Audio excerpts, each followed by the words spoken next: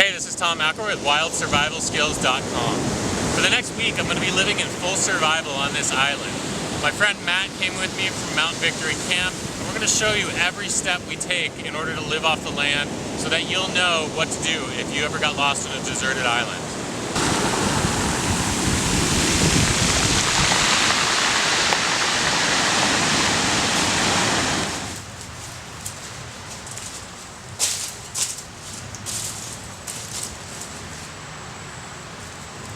Okay. We're starting to move inland away from the beach to get away from the sandflies. When you camp out on the beach on islands like this, a lot of times you get so many sandflies that your survival situation becomes miserable. What we're doing is moving up and into the hills just a little bit to where more of the resources are and to where we're protected from the elements. Our number one priority right now is in making our shelter. We don't know when this weather system's going to move through, and so we want to get ourselves covered so we can stay warm and dry. We kind of scored, and as walking up towards our shelter location, we stumbled upon a bunch of almond trees. So we're going to have a bunch of almonds to eat. It's going to give us all the fats and oils we need, but we can't.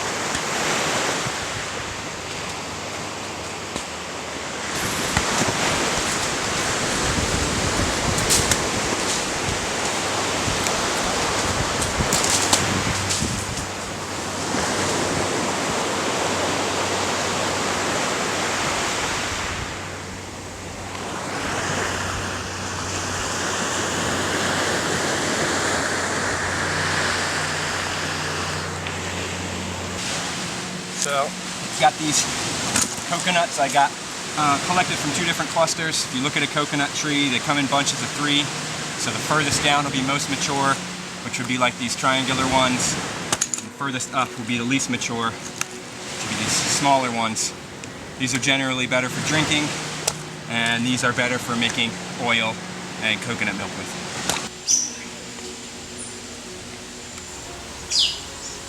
As we search for a shelter location, we look for something high and dry with plenty of materials to build from. Okay, so we got all of our materials prepped for our shelter and the posts in the ground. We've got these Y sticks that are going to support some cross pieces for a simple A-frame, a great shelter for conditions like we're in. Sheds the rain, keeps the sun off of you, and deflects the wind. So now that we have all of our materials ready to go, which is the more labor-intensive part, the shelter should go up really quick. We put our shelter together with a mix of local trees, bamboo, palm thatching, and vines for cordage. Alright, so what we've done so far is we laid down the flooring, got it up off the ground about 6 inches. We're going to start to put the roof and the floorboards on now. And one cool trick for the roof is that with bamboo, what you can do is cut out half of it, and it's going to bend on that point. So what I can do is now bend this nice and gently. The bamboo most likely won't break. And this becomes the A in the A-frame of your roof.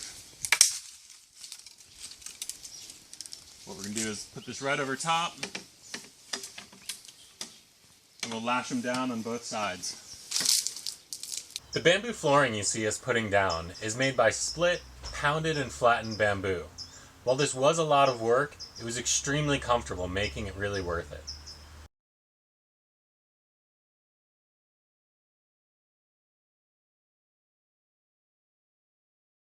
So we got the rafters for the A-frame up, and we have this bamboo that we pounded, and we've got it laid down for floorboards on top of some other pieces of bamboo, so it raises us up off the ground so that we're not right in contact with the critters. Collection time of all the materials and preparation time of all the materials, 2 experienced people, probably took us 4+ hours. Erecting this thing probably only took us about 45 minutes thus far. So the material prep is the most important part. Once you get that all done, the shelter should come up pretty quickly. Alright, now it's time to put our palm fronds on top of our shelter. What we're going to do is, so that they're always angling down, is to split these palm leaves in half. In order to do that, you don't even need a knife. You can just grab the top and start to pull. You pull and just kind of direct it where you want it to go. You can pull these things in half real quick and easy.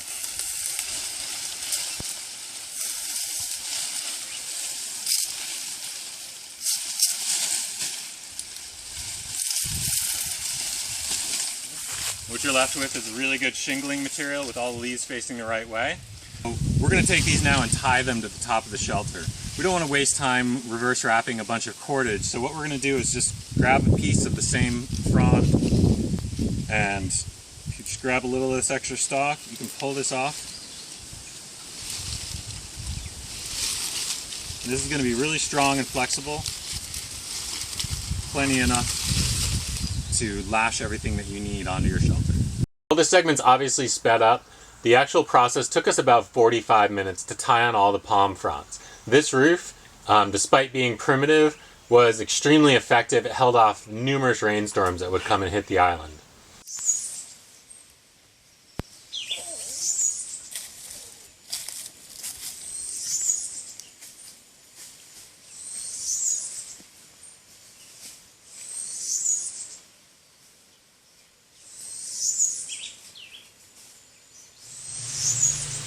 Okay, we've been working on our shelter all day long.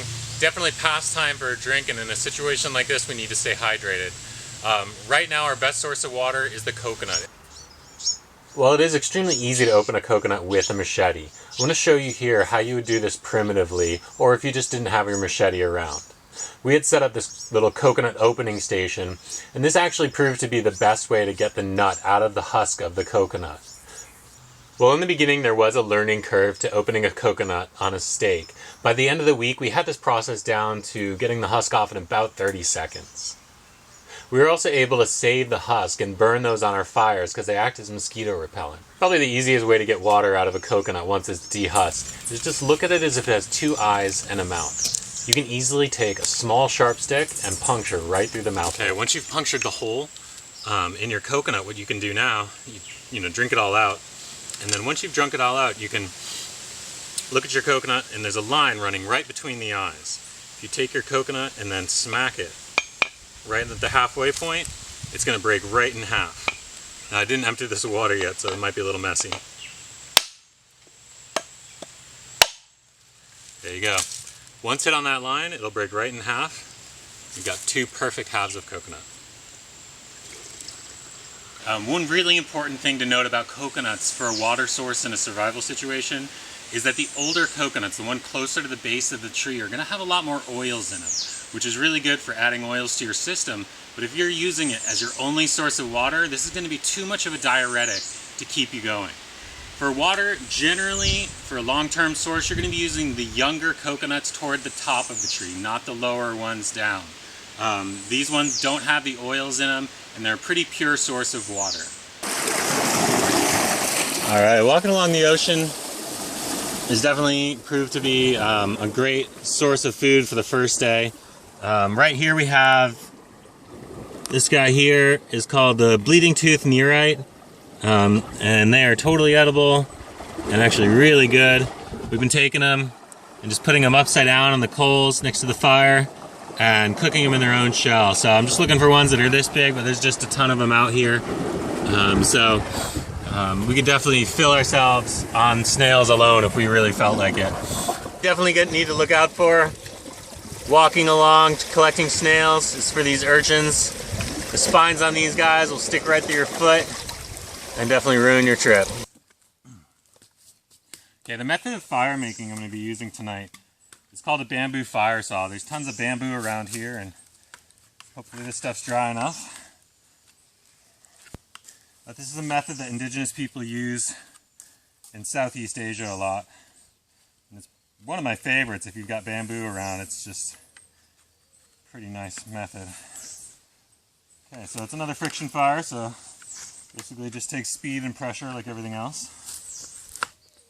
And here we go. I'm going to slowly warm it up. Cross my fingers.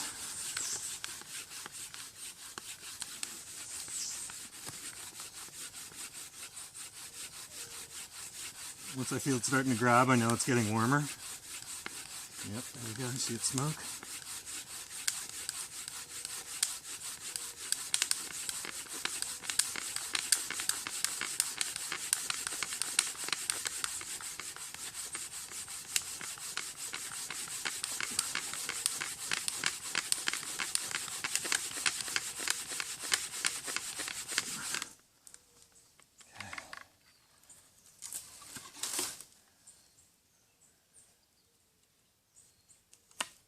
Tiny little coal. Hopefully I can nurse this into life.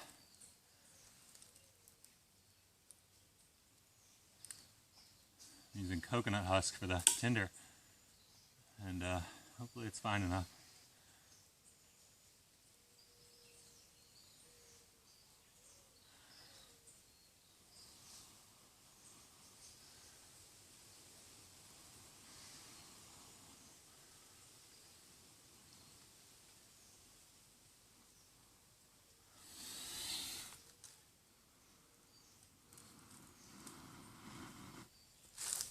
Yo!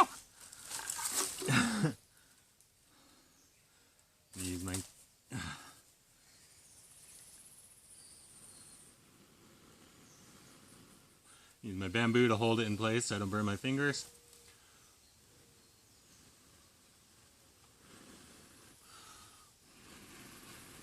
Oh, thank God.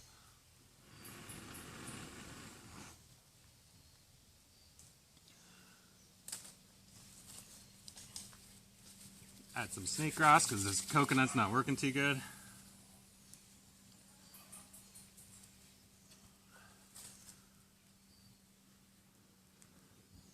There we go. Alright, we got fire. Whew. It's going to be a really nice night. We got some snails to cook, some almonds to roast, some coconut to roast, you know, and tons of other things too. So it's such a relief when you get that first fire. From here, all we have to do is keep it going. All right, here we are at our shelter. Matt's taking a little nap. Trying to. Sorry. Right now we're just working on projects. Matt's over here. Finishing off this basket so I don't have to carry so much shit up the hill with my arms. You getting tired of carrying coconuts? You'd think with a baby I'd have the super strongest arms in the world, but sometimes when you're not used to carrying 10 coconuts at a time, it's nice to have a basket. It's a pretty basket you got going on there. Yeah, a little backpack going on, trying to strengthen the rim here. Gorgeous. Finishing it off. There she goes. It'll carry coconuts. Freaking 10 nut basket right there, boy!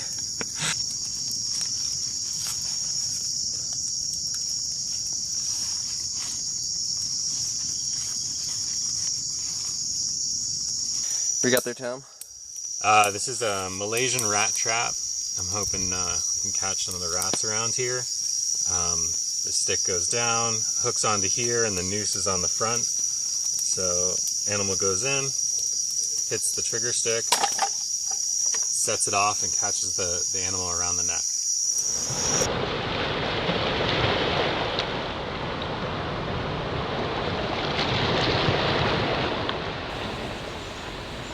We pushed a lot of skills late into the night and woke up to a beautiful sunrise. We decided that day that we wanted to really focus on fishing. We found some deer bone in the bushes when making our shelter, and we were able to sharpen that against sandstone and make some fish spears.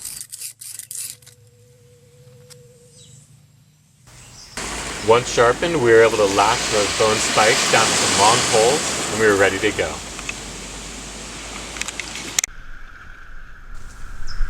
We spent most of our days swimming around the reefs trying to spear fish. There definitely was a huge learning curve that went into this, and we had to learn the personality of every fish. Certain fish were just too fast and too aware for us to get anywhere near.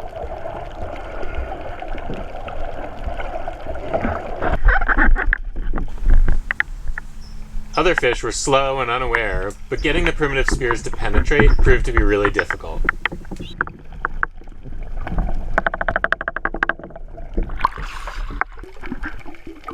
If we were in a real survival situation, we probably would have speared a lot more, but certain things we just wanted to let live.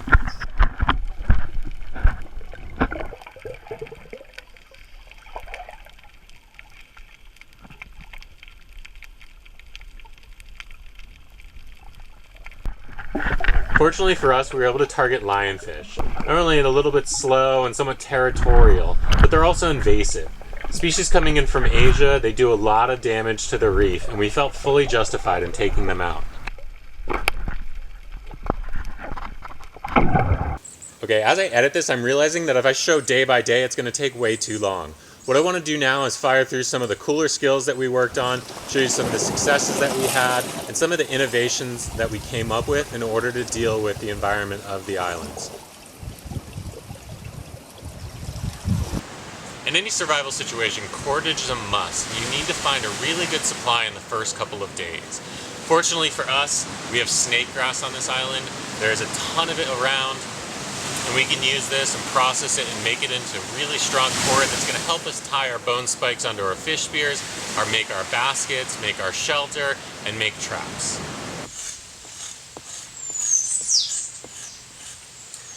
Alright, this shelter's coming together. Right now what I'm doing is taking a little break. Tonight I'm going to be working on a lot of traps, and I want to make sure that I have enough cordage for that. So I'm taking the snake grass, scraping down the length of it. I've got it attached to a palm frond, and getting all the fibers out of this. This stuff makes extremely good cordage. With our shelter, we only needed to use vines, but for my traps, I want a really nice reverse wrap cord. So I'm scraping the excess off this leaf, revealing only the fibers, and I can weave that into a really great cord.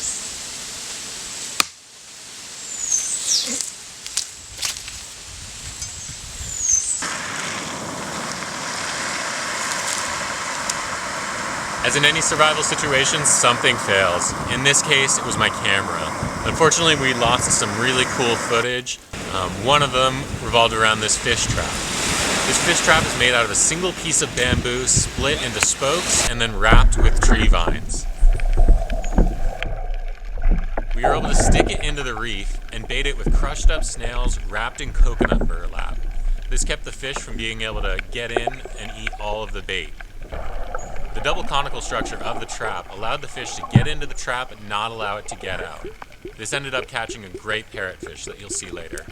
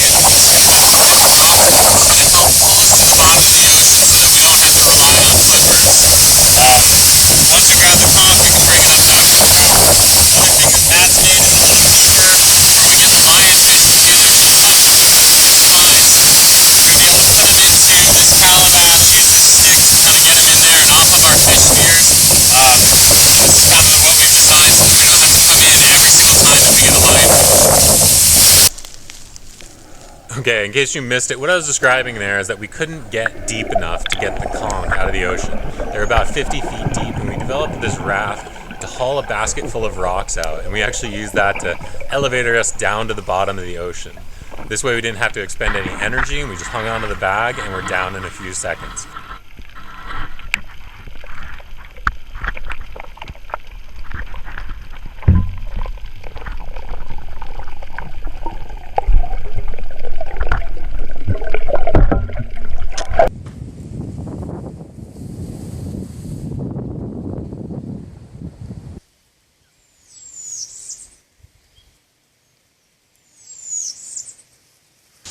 Alright, I'm getting to this a little late, but I just came back to my trap and it actually looks like I got a mongoose. There's mongoose all over this island. I'm getting to this a little late, but mongoose went for the bait, and trigger set. So you can see the trigger's now up here. Mongoose is right down here. And unfortunately I'm getting a little late. He's still good though.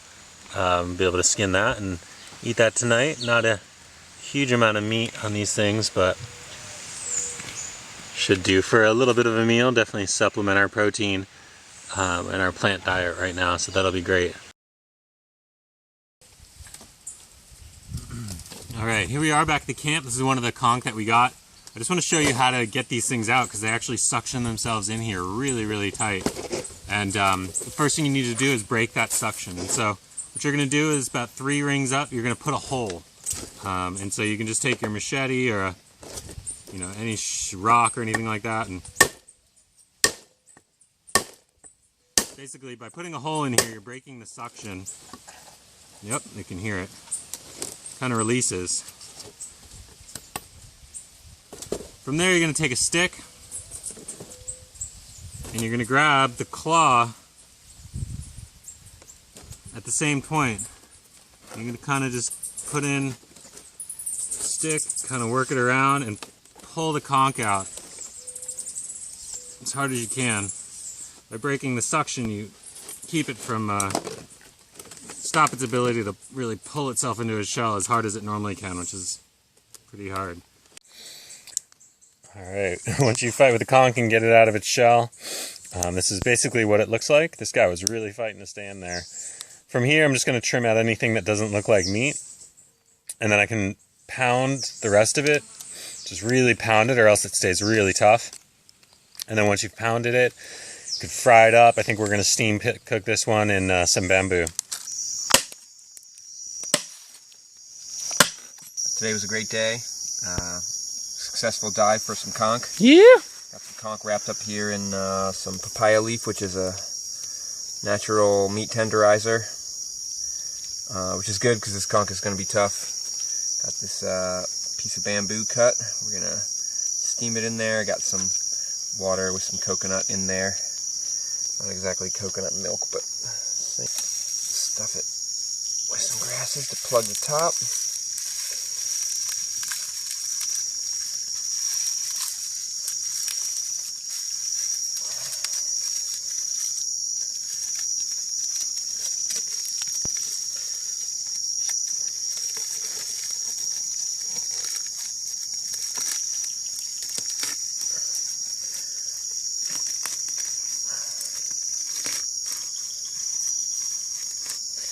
Going to hold the steam in there, and this is going to go right on the coals.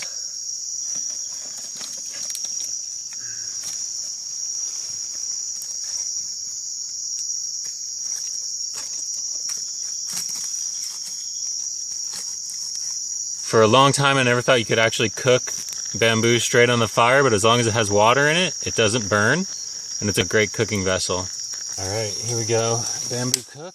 This thing is boiling heavily. I'm sure the conch's good by now. Pull it off the fire.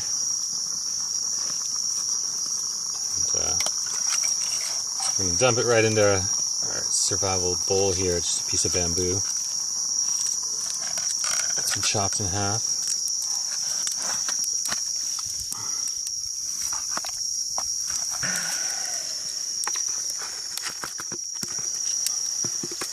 Alright, we got our conch fully cooked with a little coconut milk. Let's see how it is. Super hot.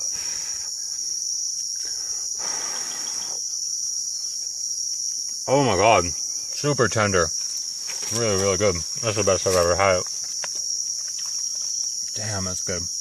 Alright, conch soup. Sweet. Damn, look at all that. Oh yeah, that's a hell of a lot of food for just going down to the bottom of the ocean and just grabbing something. Dude. No stabbing to do, just freaking scoop that sucker out. Alright, here we have our nearites cooking on the fire. We have a ton of these, but they cook really quickly, so we're only going to cook them in shifts. But these are going to be a great protein snack. They taste amazing. Okay, you can see our nearite here is bubbling.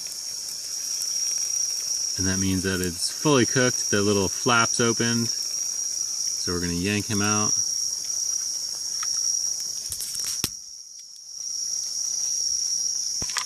Line him up with the rest. And we've got our escargot first course.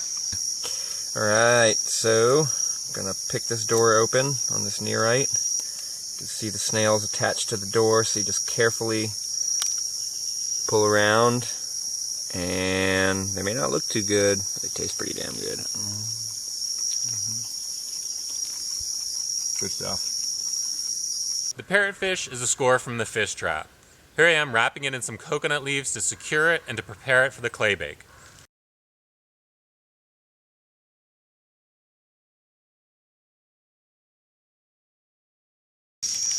Alright, we got a huge score today with the parrotfish. And we decided we're going to clay bake it, even though we could just wrap it and throw it in the fire like we did with the other one. But what we've got is a nice bed of clay underneath it, like a pancake of clay, on some coconut leaves. I'm going to take this top piece, flip it over on top. It's going to seal it inside. Just make sure that the clay is not touching. Okay, so it seals it inside that clay. And now what I can do is basically just pinch the edges in and seal this off so that it's completely locked and airtight. Okay, so I flipped the top pancake over on top of the fish, and now I'm just going to seal off all the edges. And the fish is going to be in there. It's going to be airtight, and it's just going to bake in its own juices, almost basically steaming itself. I put this under here just for support, and that can go right onto the coals.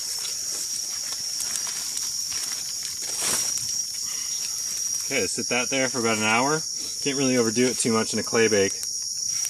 And we'll crack it open like a rock, peel back, and we'll have a great fish inside.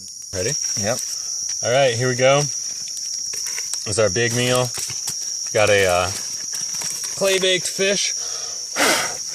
You can see we did this huge clay pancake. Yank that off of there. Got to do it quick because our batteries are dying, the last remaining batteries for our trip. And crack this open. Just normally a little more gently than this.